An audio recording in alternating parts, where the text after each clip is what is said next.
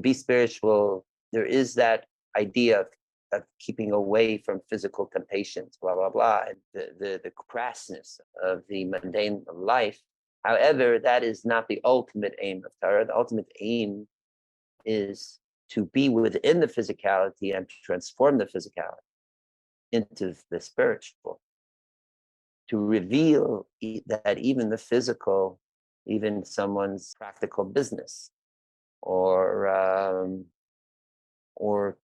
being a contractor, or being living off the fat of the land, as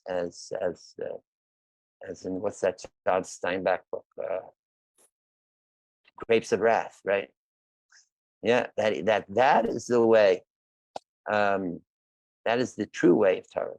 In fact, and that is how Judaism is, in a way, distinguishes itself from other religions. That Judaism's emphasis is not that the more you leave the physicality, the more spiritual you become, but rather to integrate the spiritual with the physical, and moreover, that the true spiritual is achieved through the physical, which is why you see Jews are as spiritual as we are, and we have fast days, but we're not overwhelmed. It's just 6 days a year, and even then, only 2 of them are 24 hours.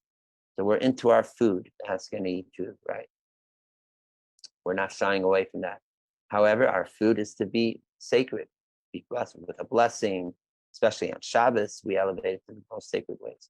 And in many other ways, you'll see in Yiddishkeit, the whole Shulchan Aruch, code of Jewish law and halacha, is predicated on this, of how to interact with the physical world and use that as a vehicle to serve the Creator. So you want to become truly spiritual, you don't need to lock yourself up in an ashram, but rather be in this world and spiritualize it to its fullest.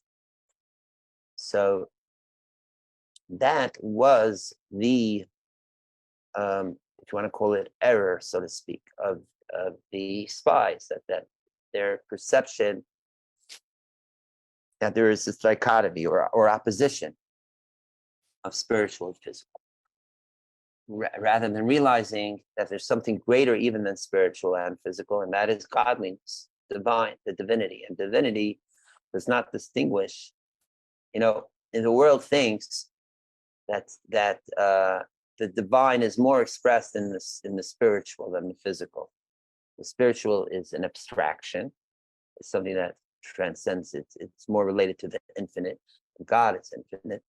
So you speak to anyone, oh, that's divine, or that's a godly experience. They right away think of something, on some outer body state,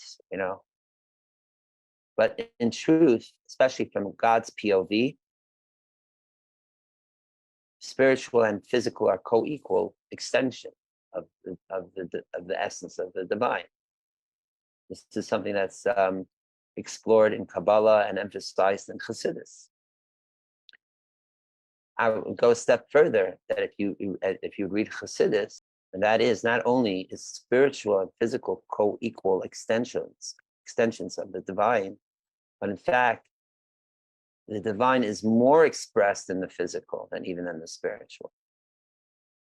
Because ultimately, the mitzvot and the ways to live the Torah life is, as we said, is in the physical world, like the famous response of Moshe to the angels, which we mentioned a few weeks ago before Shavuot. Like the angels said, don't give the Torah to mortal beings, and Moshe said, yeah, well, read the 10 Commandments. Do you have parents, physical flesh and blood parents? No.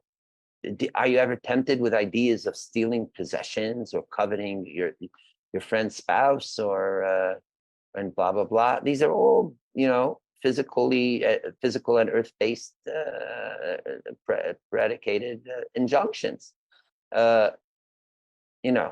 Obviously the Torah is written for a physical world. So in fact, it's stafka through the physical world that we reach as a Torah Chassidus to the essence